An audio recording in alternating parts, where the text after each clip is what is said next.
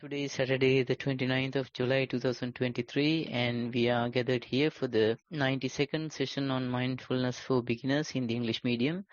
And we have representing Nissarana Monastery, Venerable Bhante Homagam Dhamma Kusala Thero, joining the program to provide us with much valued insight throughout. And we also have all of you joining through Zoom and also through the live stream over Facebook. So on behalf of all of us, I would like to welcome with much respect Venerable Bhante to today's session. And I would like to also welcome all of you to today's session through joining through Zoom session and also through the live stream on the Facebook web page of the Satipasala Foundation. Our program lineup will be as commencing with the in-session practice on mindfulness, and then we will move on to the talk on mindfulness. So today would be the second talk on nature, on the topic of nature versus nurture by Bhante, and then we will move on to the question and answer session where we receive reports and any available verbal statements or questions from you towards the end of the question and answer session. After that, we will wrap up the program for today. And so to commence things, I would like to invite Bhante to advise us on the in-session mindfulness practice. Over to Bhante. Much merits. Thanks, Namantha. Hello, everyone. So today we can do a sitting session to start the program. So all of you, I invite you to sit in a comfortable manner. Once you are comfortable in your body, you can close your eyes gently.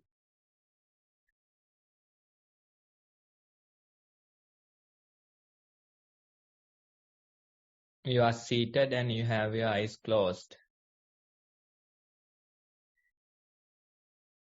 Be present and notice what you feel when you pay attention to the present moment.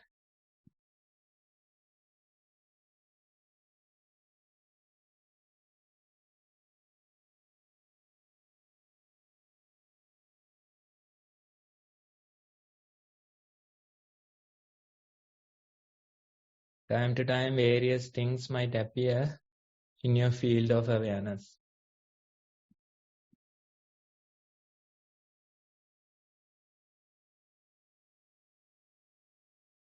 You may feel bodily sensations, surrounding sounds,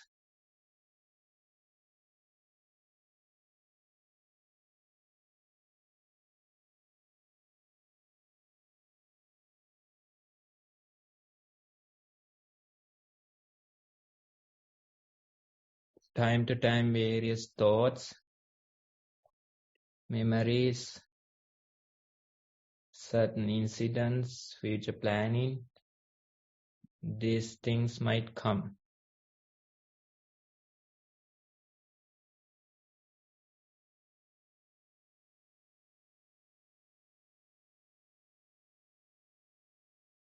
Just allow these thoughts, future planning, ideas to be while you're being aware of them.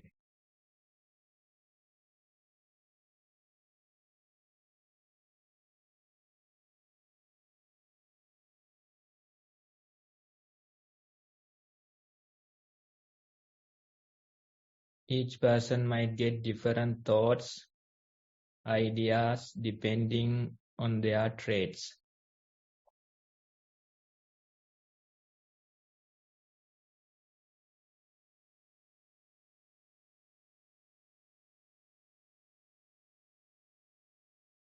We let the thoughts and ideas be while knowing that you are seated, while knowing that you are breathing.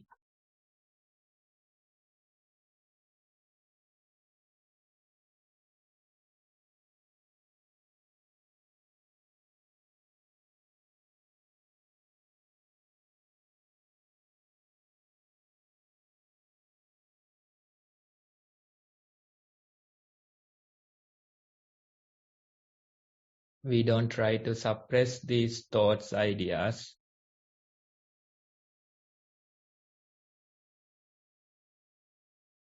we allow them to be.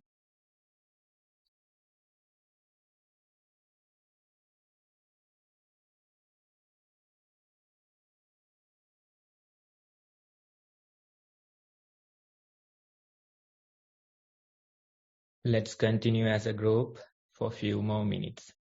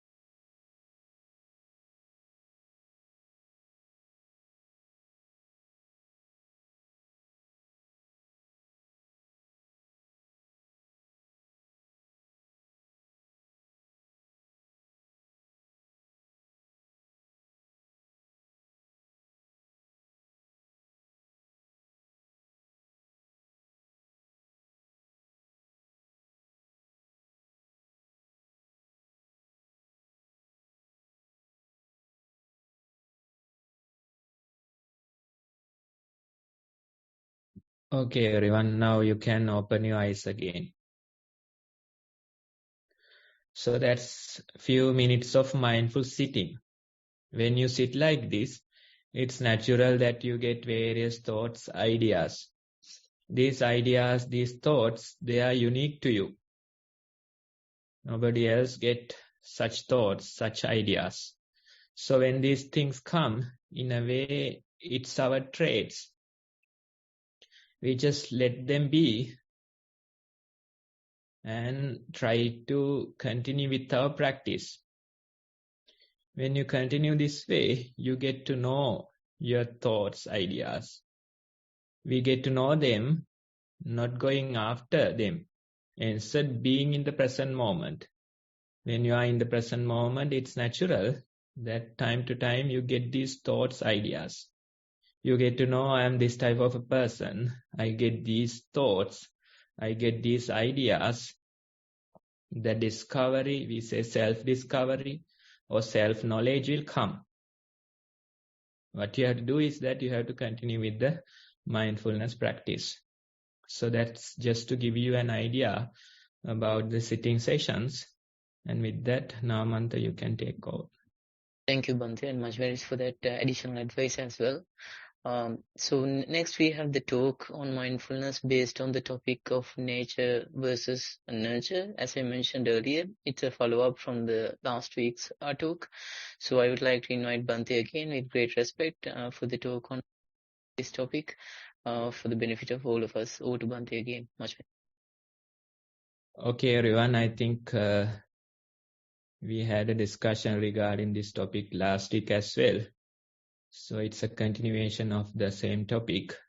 So today, let me start this way. Now, when you grow up, when you deal with your parents, when you get into certain conflicts with them, during your younger years, you might say that I don't want to be like my mother, or I don't want to be like my father. That's how you spend your years growing up. But when you mature into life, let's say when you age, probably when you become like 40 or so years old, then little by little, you realize that you have your parents' traits. Sometimes you walk like them. Sometimes you talk like them. In a way, you do certain things similar to them. And one day you might realize, I am my mother, or I am my father. So that's how things evolve. You mature into life and you realize, I have certain traits from my mother. I have certain traits from my father, right? So with time, you get to know that genetics, it's a powerful thing. There are certain things, more like programming, written into your genes. And they decide your certain thought patterns. They decide certain aspects of your life. So when we see such things, when we see such programming in our genes, we usually say that these things, you can't fix them. You are born like that, so you have to live like that. In a way, you say they are fixed. Otherwise, you say this is God's creation and I have to accept it. Nobody dare to challenge that creation. Nobody can change that creation. Or in other terms, we say you can't change your karma. That's how you think, right? So it's not good to investigate this creation. It's evil to investigate this creation. Some people say like that. But nowadays, the sciences, they are telling us that there are certain ways that you can change your genes. You can change your genetics. How to change them? You have to start with your mind. You have to start with your thinking pattern. You have to start with your choices. What are the choices you make? What are the thoughts that I encourage? How do I live my life? So these things matter. These things decide whether we are allowing the same programming to continue or whether we are changing this programming. It depends on now. If you allow it to continue like this, then it's running according to the nature. You don't have to put any effort towards it. If you just be, it'll run. It's going through certain ideas, going through certain choices. It's anyway happening. These things are programmed into you. So it's a never-ending cycle. Same thing repeating again and again and again. We say the serpent eating its own tail. It's a never-ending process. Ouroboros, that's what they call it. The serpent eating its own tail. So you can see your daughter. You can see your mother. You can see how similarities are there. Daughter to mother to the grandmother. That's the circle of life. That's how it is continuing. So you can see these genes, this programming, they are powerful. Of course, we have to accept it. It's not easy to change them. But there is a way, there's a possibility that you can change it. How can you change it? You have to change it through the practice. What is the practice that we are encouraging? We are encouraging more and more light into this process. More and more investigations into this process. Investigate into your mind. Try to put more and more light into your mind. Notice what's happening. Notice what are the thoughts that you encourage. Notice what are the choices that you make.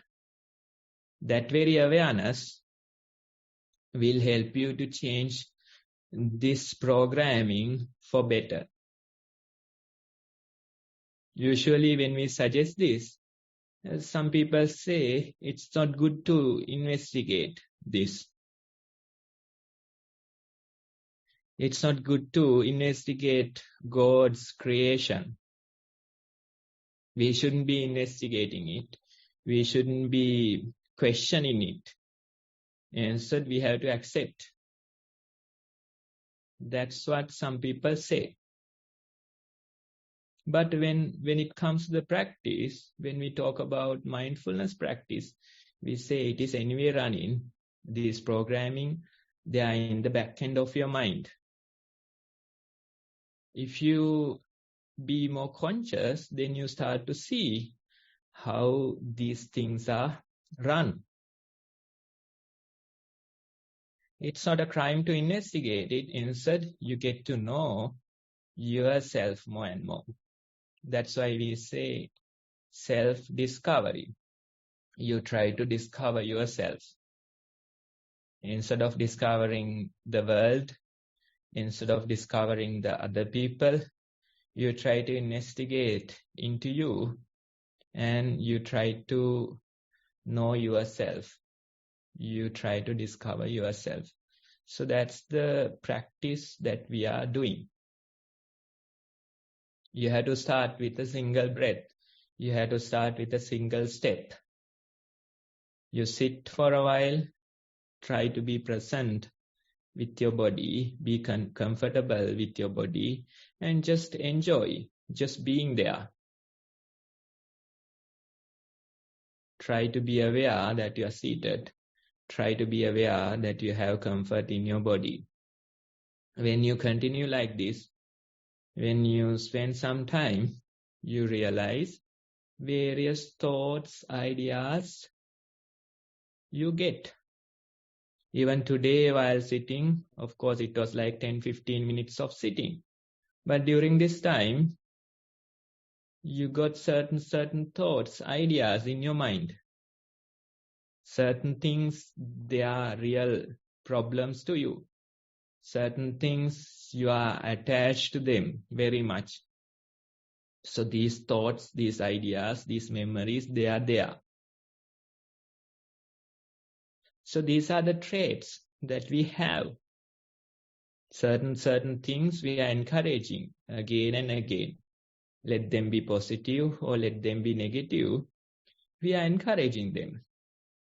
And when we are encouraging, it's natural, those things become more and more powerful. It's natural that they become prominent. So the practitioner, they get to see this process. They get to experience this process. Again and again, lustful thoughts are coming into my mind. Again and again, I am encouraging these lustful thoughts. Again and again, jealousy coming into my mind. Again and again, I am encouraging jealousy in my mind.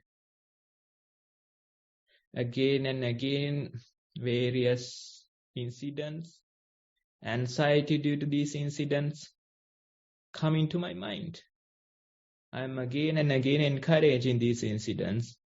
Again and again, I am encouraging anxiety based on these incidents. So you get to know this process. You get to experience this process. Although you get to know, although you get to experience it, we are not suggesting that you can change it overnight. In a way, we say it's a great achievement that you at least got to experience this process. You at least got to know a little bit about this process. It's a great achievement. You don't have to change it. These traits, they have been there for a long time. And they are here to stay.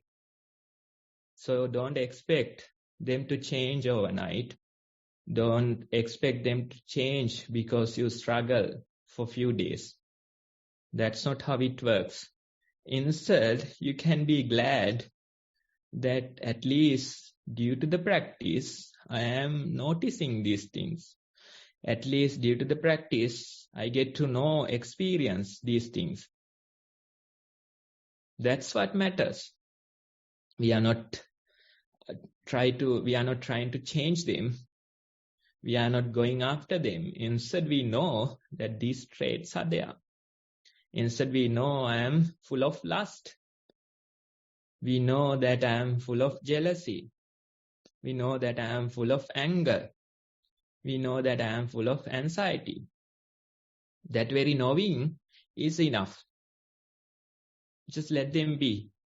You don't have to change them. You don't have to suppress them. That's not necessary. Instead, you let them come and go while being aware of the present moment, knowing that your body is seated, knowing that your body is breathing. That's very important. When we discuss with a beginner, usually we ask them, are you practicing? They say, yes, I am practicing. How are you practicing? They say, I am bringing my mind to the present moment. While doing walking meditation, while doing sitting meditation, while doing day-to-day activities, I am bringing my mind to the present moment. Then we have to ask them, how do you know that your mind is in the present moment? How do you know that your mind is with the walking? How do you know that your mind is with the sitting? How do you know that your mind is with your day-to-day activities? Then some of them, they just start thinking. Some of them might say that I don't get these thoughts. That's why I'm saying that my mind is present. Although you don't get thoughts, that doesn't guarantee that your mind is present. Again and again, we have to ask them. Again and again, you have to question them. How do you know that your mind is present? It's a very important point of the practice. If you don't know how to verify, then you are lost. So this verification is important. So when you question them, when you ask them again and again, then they come to the correct answer. They realize that I feel my body. I feel the walking. I feel the breathing. I feel doing day-to-day activities with my hands, palms. That I feel. So your body is always present. As long as you feel your bodily sensations, you are assured that you are present. That's a very important point of the practice. When we feel the bodily sensations, we know that we are present. That's how we verify. That verification is important. For sure, you know that your mind is present because you feel the touch of the floor, because you feel the warmth of your breath, because you feel how the water is running on your skin. So that very knowing is important. That verification is important. For a beginner, we have to introduce this verification again and again. Although you verify that you are present, your mind won't stay there. That's fine. No need to be there all the time. When some people talk about mindfulness, they say, I have to be fully present with the walking. They say, I have to be fully present with the sitting. Be there 100% with your daily activities. That's how some people instruct. But when it comes to me, I don't like that word, being fully present. I don't like the word being 100%. You can't do that. Instead, just once in a while, know that your body is walking. Once in a while, know that your body is breathing. Once in a while, know that your body is doing various things, activities. That verification is enough. Your mind won't stay there fully. Your mind won't stay there for the 100% of time. It's not possible. Instead, when you know this mind, when you know the behavior of this mind, you know even in between two steps, it is jumping. Even in between two breaths, it is jumping. Going to some other thought, some idea, creating memories, that's how it works. It is really fast. So fast you can't even figure it out most of the time. So that's how it works. So don't encourage people to be always present. Don't encourage people to be 100% present. Don't encourage people to be fully present. That's not possible. Instead, tell them at least once in a while, just verify whether you are present. Every half an hour or so, just verify that you are breathing. Every few minutes, just verify that your body is walking. That verification is enough. That verification is enough. You know, somebody from Satipasala, he used to work with us for a while. And at his workplace, he was preaching sati, right? So always telling about how to be fully present, always encouraging mindfulness. That's how he's doing. And his job it has a certain aspects of training the people. So whenever the training sessions are there, he is encouraging mindfulness. He is telling people to practice mindfulness, to be fully present with their activities or with their walking, sitting. That's how he is instructing them. So one time he was having a drink with some of the other people in his department. Although he is not drinking, he had to be there just to socialize with them. So after a few drinks, the other person is telling, Machang, you are selling 100% present, fully present. We can't do that. Once in a while, at least get lost, have a drink. Right? So that's what the other people are saying to him. You don't have to be 100% present. You don't have to be faultless. Instead, once in a while, be present. That's enough. Once in a while, know that your body is walking. Once in a while, know that your body is breathing. Once in a while, know that you are doing various activities. That verification is enough. That knowing is enough. That's how you have to encourage your practice. Otherwise, if you take, I have to be fully present. If you say, I have to be there 100%, then it won't happen.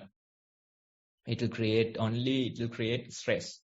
That's the result you will get. Because you have to accept genetics. It's a powerful thing. This programming, it's a powerful thing. Or in other words, this creation, it's a powerful thing. So you can't suddenly change it overnight. You can't suddenly change it because you wish. That's not happening. Instead, what we are doing, we shed more and more light into this creation. We shed more and more light into this process. We shed more and more light into this programming. That's all you have to do. You are not touching it. You don't go out changing it. Instead, you shed more and more light. You know that this is how this programming is working. This is how my mind is working. These are the things that matter to me. These thoughts come often. That very knowing is enough. That way you have to continue. Now, when it comes to this practice, when it comes to changing this programming, when it comes to changing genetics, certain parts of this practice is important. First one is that you accept that karma is there. You accept that genetics, it's a powerful thing. You accept that this programming, it's a powerful thing. You accept that this creation is there from birth, right? So that acceptance is there. In our practice, we accept these thoughts, they are very powerful. These traits, they are very powerful. That's why even today's sitting, we encourage you to let the traits be. We encourage you to let the thoughts be. And among these thoughts, you know that your body is breathing. Among these ideas, future planning, you know that your body is seated. That acceptance is important. That's a very important part of your practice. You know that this programming is there. You accept that this programming is there. You accept that this genetics, it's a powerful thing. You accept that karma, it's a powerful thing. That acceptance is important. Most people we see when they start their practice, they try to fight this creation. They try to fight this programming. They try to fight these genetics, right? But you can't really do it. So very first step, you are accepting that these things are there. I am not fighting them. That very acceptance is important. With that acceptance, you can start your practice. When you start your practice, you have a choice. You can put effort. What is the effort we are putting? Instead of getting lost in those thoughts, instead of getting lost in those traits, we try to become mindful. We try to be present. That choice you have, the power of effort, you can put. You can exercise this power of effort. How you are exercising? Instead of getting lost in those traits, instead of getting lost in those thoughts, you exercise your effort by being present. Again and again, you verify with your body. Again and again, you verify that your body is breathing. Again and again, you verify that your body is walking. Again and again, you verify that you are doing certain activities. That verification you can do. So that's effort, putting effort, exercising effort. That ability you have. In your mind, you have. So that's the second part, second quality or second aspects of the practice. You know that you can exercise. You know that you have a choice. You can put effort and you can bring your attention to the present moment. You can put effort and you can know that your body is walking. You can know that your body is breathing. You can know that you are doing various activities. That very knowing, that effort is important. So that's the effort that we are exercising. When we practice mindfulness, we exercise that effort. We bring our attention to the present moment. Intentionally we bring. With effort we bring. We know that our body is walking. We know that our body is breathing. We know that our body is doing various activities. That very action or putting effort is important. So that's the second part of the practice. Then there's a third part. You have to exercise this effort again and again. You can't give up. Some people, they just start for a week, they practice, then they give up. Some people, they start, for a month, they practice, then they give up. That's not how it works. Instead, you have to exercise this effort again and again. Skillfully, you are exercising. You shouldn't be exhausting yourself. That's not how you should do it. Instead, you are skillfully exercising this effort. Again and again, you do it. In a way, this quality is more like stamina, or in a way, it's called grit. So that quality you are exercising. Not just once, not just twice. Over weeks, over months, over years, you are exercising this ability. You are putting effort again and again. Skillfully, you are putting effort.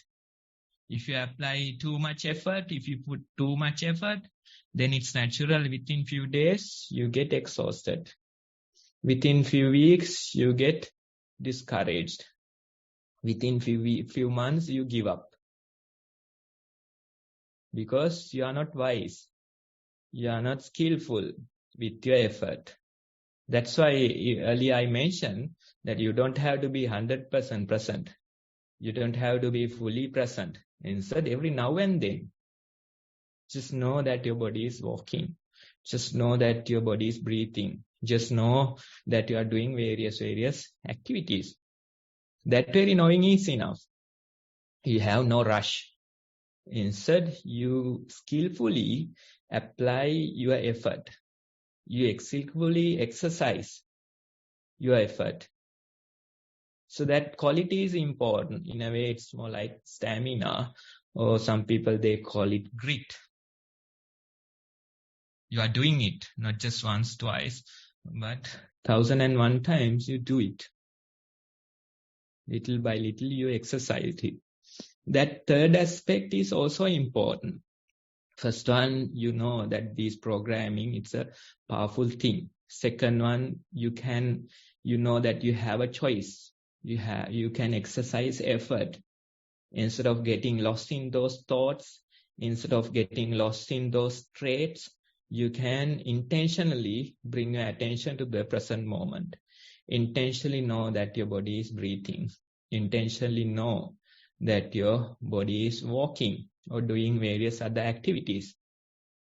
Then the third one is exercising this effort again and again, not giving up, continuing, having stamina or grit in your practice. So when you put these three aspects into work, when you practice with these three aspects, you realize with time, it's a struggle against time. The time will do the magic. You have to continue with it. When you do it for a while, few months, you see certain results. When you do it for few years, you see certain results. When you do it for like 30, 40 years, you see certain results. That's how it is. That's why Buddha is saying, do this for 7 years. That's the number he's giving us. Maybe because even for him, it took him probably like 6+ years. So 7th year, he was enlightened. So maybe on that basis, he's saying, do this for 7 years. So I was talking to a beginner, a newcomer. Probably he was there for like 7 days. After 7 days, he got an idea about the walking process. He got an idea how to report. He got an idea about the sitting practice and how to report it. Then how to practice day-to-day mindfulness. So after 7 days, he has a certain idea. So he was telling me, Bhante, now it's been like 7 days. Now I know certain things about the practice. Now I know how to walk mindfully. Now I know how to sit mindfully. Now I know how to exercise mindfulness in my day-to-day life. So I know certain information, but Bhante, out of the things you are saying, I am understanding only a fraction of it. I don't get the entire practice, but I know certain parts. I know a fraction of it. That's his comment after 7 days. So I told him that it's been more than 6 years since I left home. So I'm approaching 7 years. So that's how long I have practiced. And when we take Thero, he has done it for 40 years. 40 years. So you can see the scales. 7 days, 7 years, 40 years. So that's why we say it's a struggle against time. You have to continue with your practice. You have to put effort towards it. You have to be skillful towards that effort. Then you have stamina in your practice. When you continue for 7 days, you see certain results. When you continue for 7 months, you see certain results. When you continue for like 70 years, you might see certain results. That's how it is. That's why for a beginner, for a newcomer, we say practice like 10 hours. Then once he is done with the 10 hours, he come and say, I have achieved 10 hours. Then that way is complete 100 hours. Then in a way he is discouraged. I have done 10 hours, now he is saying 100 hours. So he go and, within few days come, okay, now I have achieved 100 hours. Then the teacher is saying, do 1,000 hours. Then the man is not happy. I have done this much, now he is saying 1,000 hours. Right? So after a few months, probably, he might come with an answer, now I have completed 1,000 hours. I'm not even interested in, getting your opinion. Something like that he might say. Then the teacher would say, do 10,000 hours. When you complete 10,000 hours, you might not even come to report. That's how the process is. That's how it is. In a way, it is slow. It's a struggle against time, because we have to accept this programming. It's a powerful thing. You can't change your traits like this. But in the process, you see glimpse of it. You see that you are changing. You see that your mind is changing. Certain glimpse you see. But it takes time. It takes time. After 7 days, you see a progress. After 7 months, you see a progress. After 7 years, you see a progress. After 70 years, you still see a progress. That's how you have to continue with the practice. With time, you realize that I am a new person. I am a changed man. Now my thoughts, my ideas, they are different. Now even my body is different. Because mind is the forerunner. When you change your mind, it's natural that your body is also changing. Sometimes we get to meet these, young people who are addicted to drugs. When they come, you can, even from a distance, you can see this person is having trouble with his body. Certain things are there.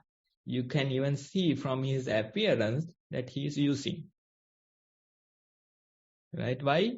Because when you put those toxins into your body, it's natural that your body changes.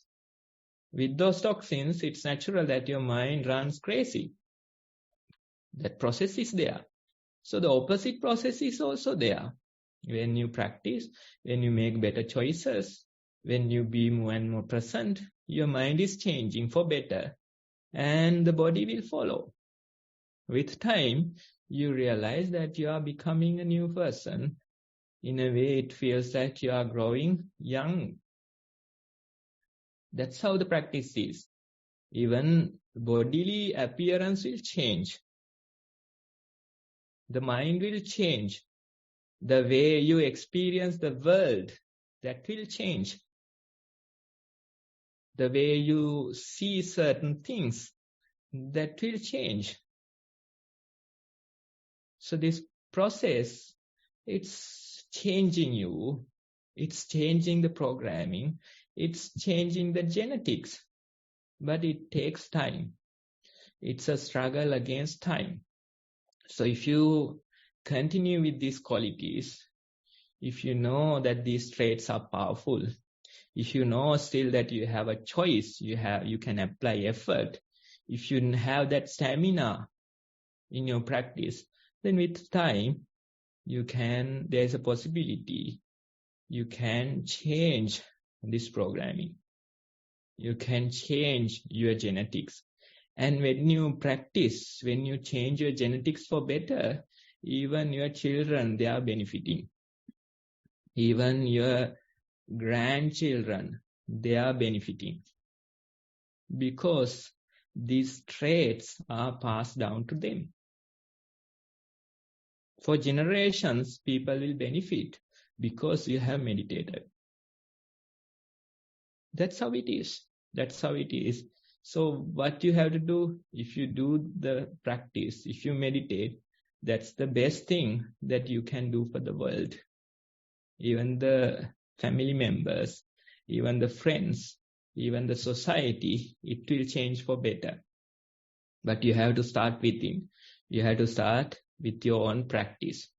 So that's the idea on this topic. And we encourage you to continue with your practice.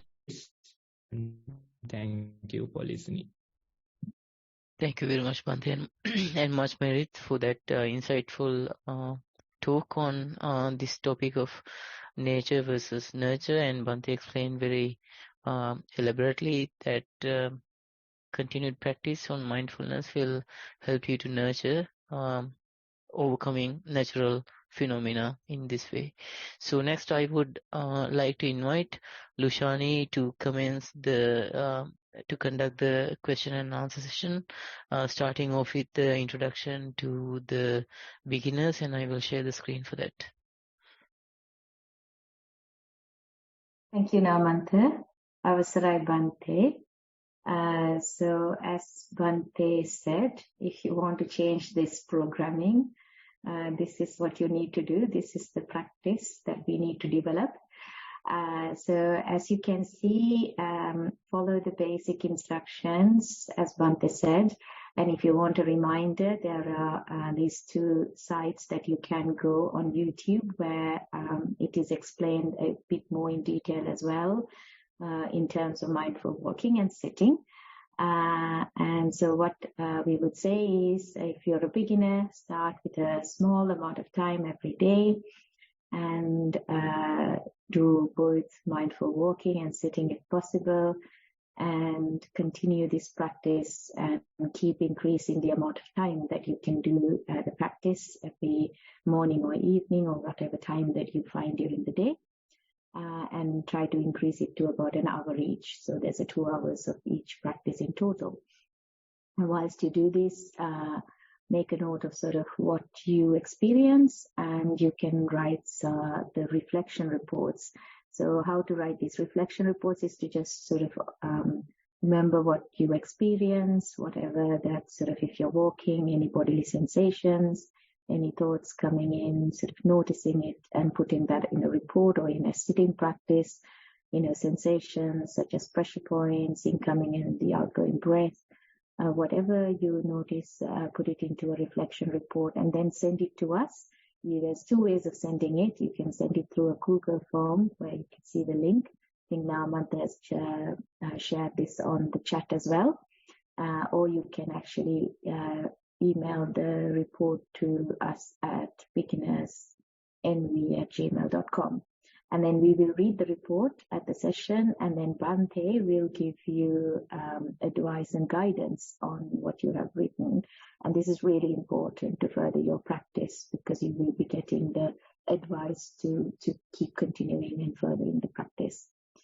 So with that said, I think now we can go into the reports. Namantha, thank you. So I'm just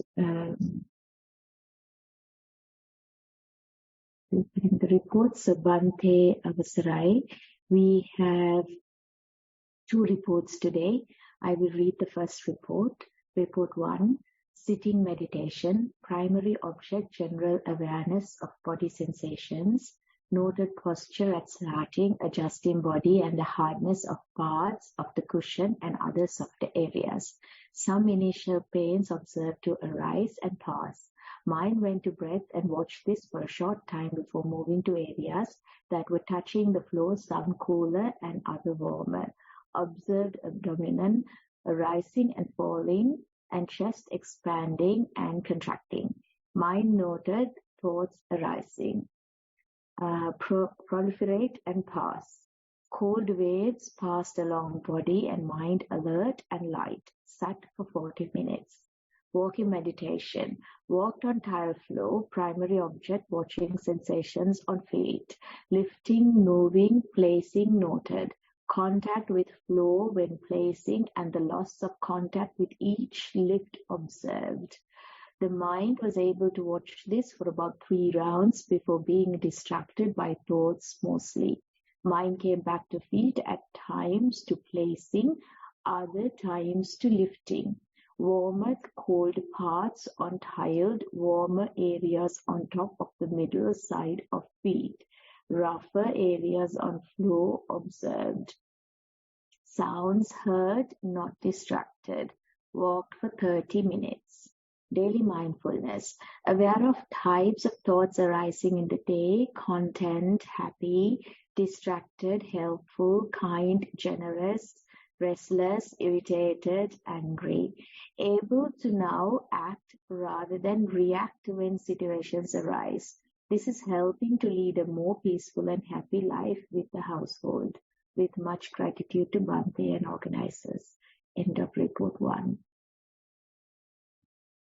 Okay, so in your report, you mentioned that although thoughts proliferate, your mind naturally come back to the walking, right? So you don't have to intentionally bring it inside. You are skillful that You allow the process to continue, and with time, your mind naturally comes back, right? You know that the heel is touching, you know that you feel the ground, you know that the weight is shifting. So that very process is important. When you develop confidence only, you can allow this process to happen. Otherwise, we think that my mindfulness is broken because of these thoughts. I can't continue my practice because of these thoughts. That's how you think. But we have to tell you again and again that when you have confidence, you can allow it to roam around and come naturally. Naturally, it returns to the body. Naturally, it returns to the walking. So that realization, that insight is there in your report. So that's a very important one. For some people, you can't teach it. They won't accept it. They say that I have to bring it. I have to act. I have to jump. That's how you do. And by jumping, you create a whole new mess. Right? Even in your day-to-day life, that's what most people do. They want to change these things for better. They want to interfere with other people's things. They want to advise other people. Right? So that's how we create a mess out of this life. We think that we are qualified to advise others. We think that we know what's good for other people. How do you know that what's good for somebody else? How do you know what's good for you? That question you have to ask. So when you know that this process, when you allow this mind to roam around and return naturally, now you are in a way finding the proper rhythm of this universe. In your day-to-day life also, you don't try to interfere with it much. Instead, you allow it to continue, and naturally it will arrive into a solution. Naturally it will arrive. That's how it is. If you have patience, if you are confident in yourself, then you realize with time, you sort it out. You don't have to rush. You don't have to react. Instead, you let it be. You just watch the process. You notice what's happening.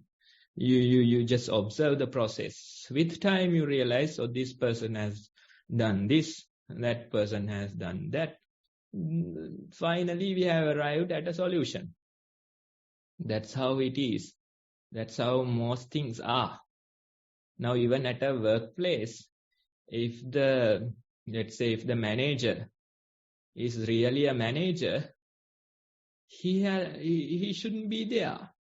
Instead, he has set a process for the people. He has dedicated his work. Whether he is there or not, the process is happening. The people, they are doing their own thing and they are taking responsibility for that. That's the work of a manager. That's the work of a leader. If the leader is skillful, you can't figure out who's the leader because everybody is encouraged, the work is dedicated, and they are taking responsibility for it. The leader is not a show-off. Even without him, the system is functioning. So most people, they don't like it because if the system is functioning without me, then I can't survive at the workplace. If I am not there, the system shouldn't function. That's how you think. That's self-centered way of thinking. But really a manager, really a leader, even without them, the system is functioning because they have set the process for other people. They have dedicated work for other people. The people who are working with them, they take responsibility for their own work. That's how a manager should be. That's how a leader should be. Whenever there are new issues, Whenever there are certain problems, certain new things come, then again the leader is acting. Again the leader is involving. He is solving it. So that's how the skillful people work. That's how you can function with minimum energy. Otherwise, we are wasting our energy. Otherwise, we are creating a mess out of this world, out of this life. So this is where that skill starts. You are not in a rush. You are not doubtful in your practice. You have confidence. You have patience. When the mind goes away, you allow it to roam around, and naturally it will return to the body. Naturally it will return to the breath. Naturally it will return to the day-to-day activities. That very confidence is very important. Otherwise, we are always interfering. We want to act. We want to put in effort. Now, this is what I am saying might be contradictory to the talk. That's because the practice is always changing. For somebody who has practiced into a certain level, we have to give them this advice.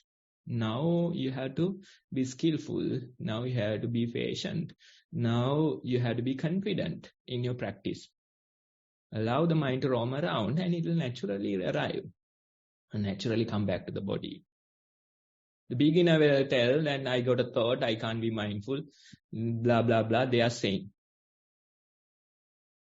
So I'm asking from them, when the mind goes to a thought, is it staying forever?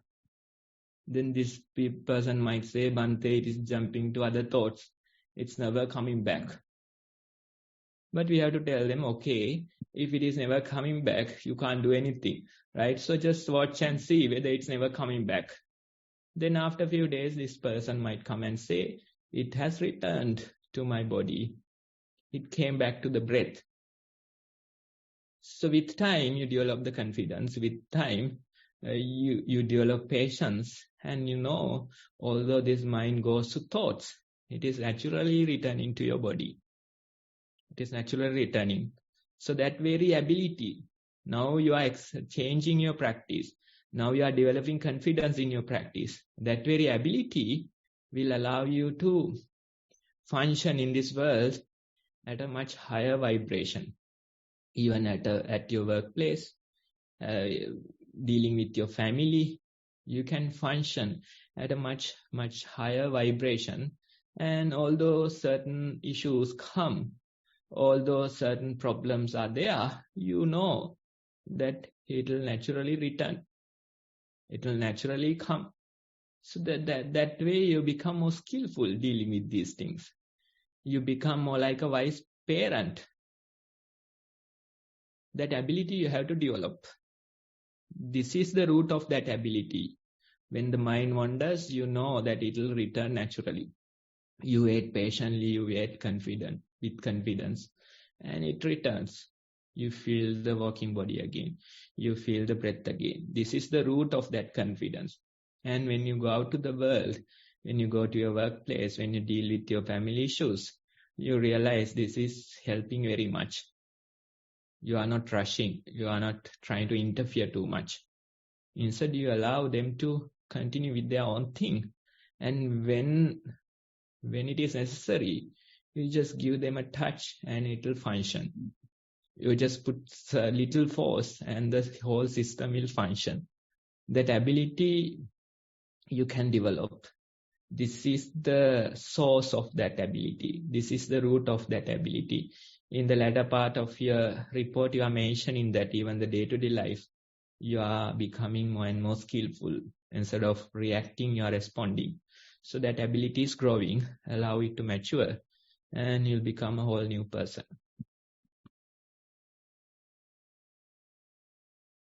Thank you, Bhante. Report 2, mindfulness during the day. It has been an unusual week as there was only 2 days of formal practice taking place. A couple of years ago, this would be a reason to feel guilty or upset. This week, however, It was easier to catch these thoughts and feelings and contemplate on what's driving these. As soon as the guilt was noted, the power of the guilt was reduced. Then the reason for this became clear. Guilt was fueled by a judgment that formal practice has to continue regularly, and if not, it's like a failure. Then the mind relaxed with the knowledge that being able to notice the guilt and the judgment is due to the increased mindfulness. This helped realize that even though there is less formal practice, that at multiple times in the week there had been mindfulness while doing various mundane chores, walking to the station or sitting with a cup of tea. When a disagreement emerged last week at a work meeting, again the mindfulness helped notice the tensing of the shoulder muscles and quickening of the breath, which meant that irritation and anger were arising in that moment. Old habits had some power to want to show that the others are mistaken. But within seconds, the example of Wu Wei, discussed in previous sessions, came up in mind. Then chose not to react, but to wait for a few days, and if after that it was still important, then to consider a response which would be useful for both parties. The situation had resolved under 2 days without need of any interventions. It was useful to experience this. Learn that some things may need immediate action and other things may be better left for a bit until there's more clarity. A fair amount of stress and anxiety had been avoided with this situation, which meant that the energy was available for anything else. Dear Bhante, look forward to your valuable feedback. Much merit to you and all the organizers. End of report 2. Okay, so you see the benefit of the practice. Although you have no time for the formal practice during these few weeks, you know that practice is still continuing. Even without the formal practice, your practice is continuing. So that's how it is. That's how you develop the ability or you develop the confidence in this practice, right? So even for me, sometimes no time for sitting or walking. Some people, they think that, okay, Bhante, you are sitting, doing meditation whole day, 8 hours of meditation, 4 hours of sitting, 4 hours of mindful walking. That's how they think, right? Sometimes they come and, try to put it into my head and, acceptance. But I am saying, no, I can't. I have no time to meditate. Even 2 hours per day would be enough. 2 hours per day would be sufficient. Although you think that I am doing so many hours, I am not. Because while doing your thing, while doing your day-to-day activities, although you are not meditating formally, still the meditation continues. Still the practice continues. That's how the real practice is. Otherwise, no matter how many hours you do the formal meditation, how about the rest of the time? Every day you are awake probably like 18 or so hours. So during these 18 hours, how many hours for the formal practice? 2, 3, 4, how many hours? Then what about the rest of the time? So every day you see the majority of the time is informal.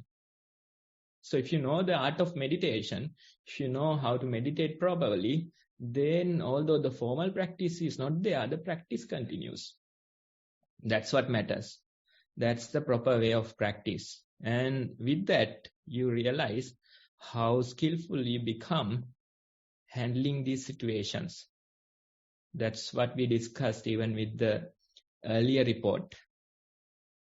How skillfully you can handle these situations, how wisely you can handle these situations, how less energy you need to handle these situations. That's how it evolves. That's how it evolves. And you can see with that, less and less stress would be there. Because now you are not becoming anxious over little things. Now you have an insight towards life. You know that majority of these things are sorted. They are sorting themselves. You don't have to interfere. That ability you are developing. That strength you are developing. But we are not interfering out of the blindness, out of ignorance. That's not how we do. Instead, you are fully aware. Even more than a usual person, you are aware, because mindfulness, you hear very well. You see your surrounding. You are present, so you know what's happening in your surrounding. So there's a difference. It's easier to be ignorant and, let them be. Because you are blind. You don't know what happened. That's why you are staying so calm and peaceful. Right? So that's why they say ignorance is bliss. But the practice, you are more and more awake. You are conscious of your surrounding. You know what's happening. You know what everybody is doing. That awakeness is there. When you are awake, when you know what's happening, then it's difficult not to act. Because this mind is creating friction out of these situations. This person said this, that person did that. All these things come into your mind. Again and again, it is asking you to act. Again and again, it is creating anger. Again and again, it is creating friction. Because now you know that these things are there. If somebody is lost in their phone, everything is peaceful to them. They don't know what's happening surrounding them. They don't know what's other people talking. They don't know what's other people doing. So they are in a way, they are peaceful. But that's not a lasting peace. Ignorance won't bring you bliss for a long time. But with awareness, the main difficulty is when you are aware, it's difficult to endure it. Because now you know that these things are happening. Now you hear, now you see, now you are more and more present. Sometimes you direct your eyes towards the floor, but you know what's happening in the surrounding. You know what other people are doing. That very awareness is there. It feels like this person is lost in their mind. This person is not attentive. That's how you feel from the outside. Sometimes it feels like this person is lost in their mind, wandering mind, thinking mind. That's how it feels for the outside people. But the mind is present. You know what's happening. You know what other people are doing. You know what they are talking. Although you know, you are not acting. You patiently wait. You patiently wait like a cat. Now, when a cat is functioning, you can always feel the bliss. It's not rushing.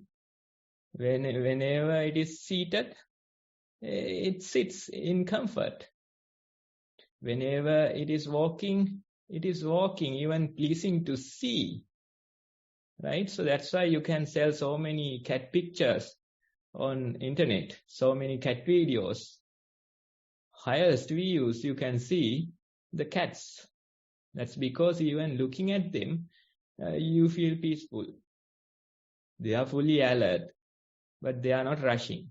But when the time is right, they just jump and grab. You don't even know that they have acted.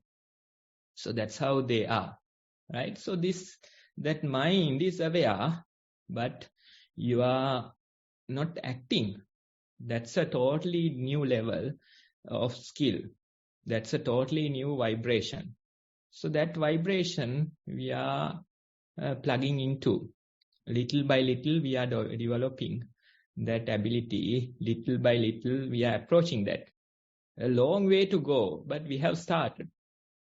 That's what matters. That's what matters.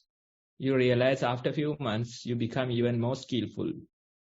Always ups and downs are there.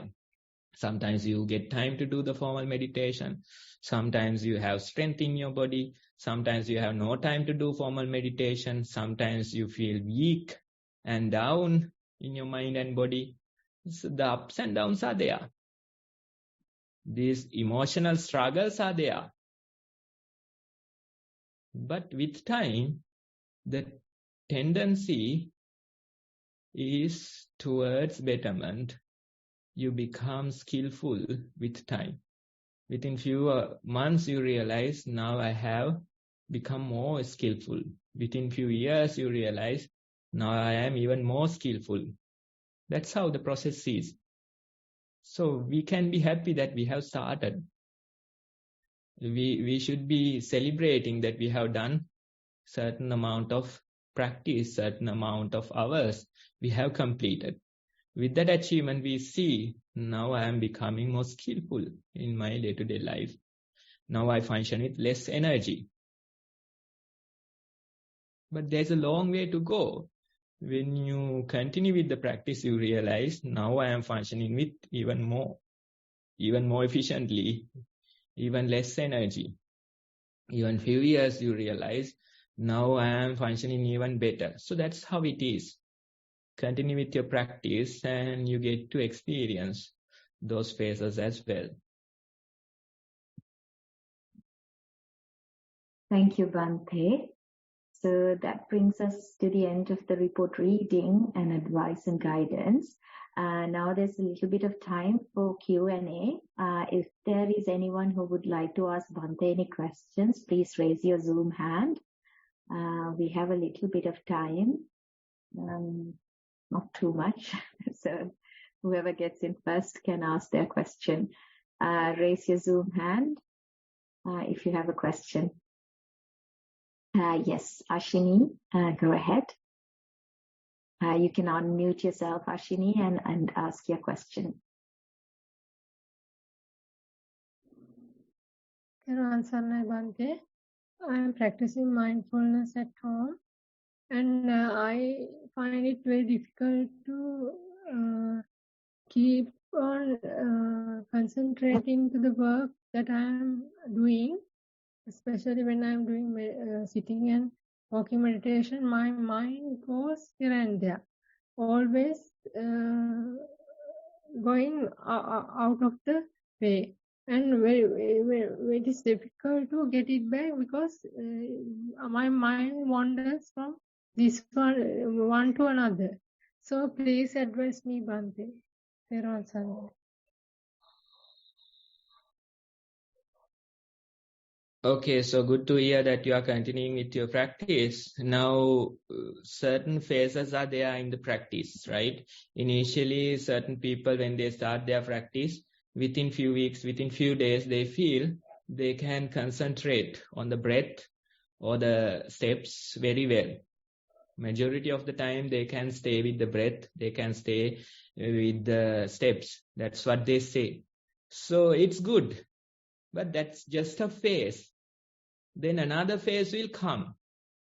Now you are talking about such a phase.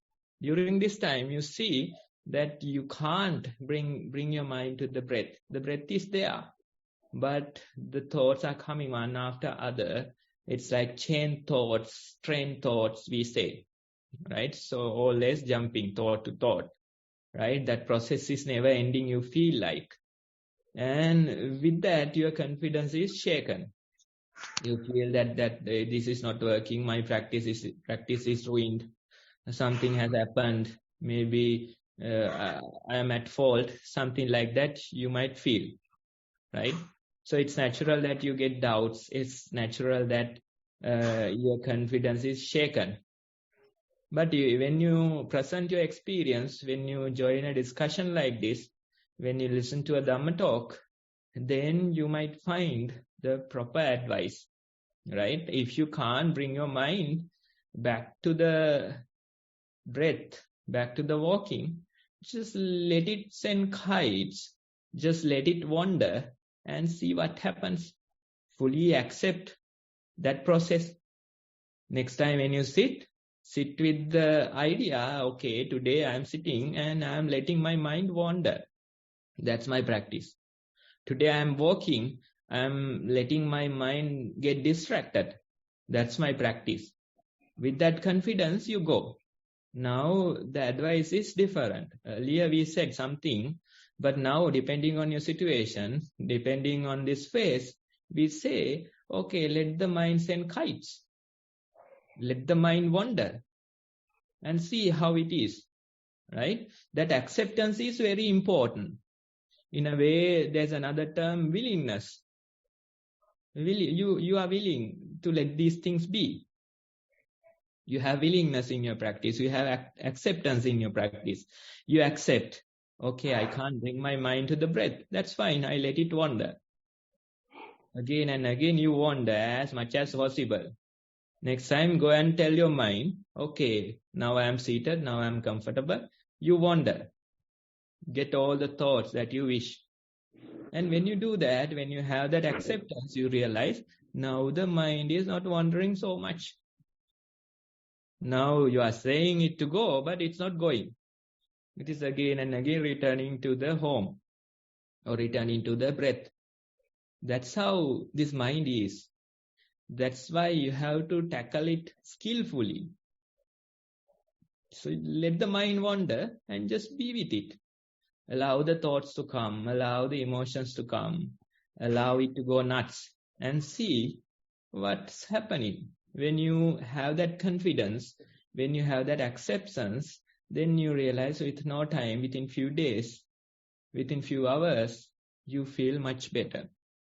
So this is a phase that you have to evolve.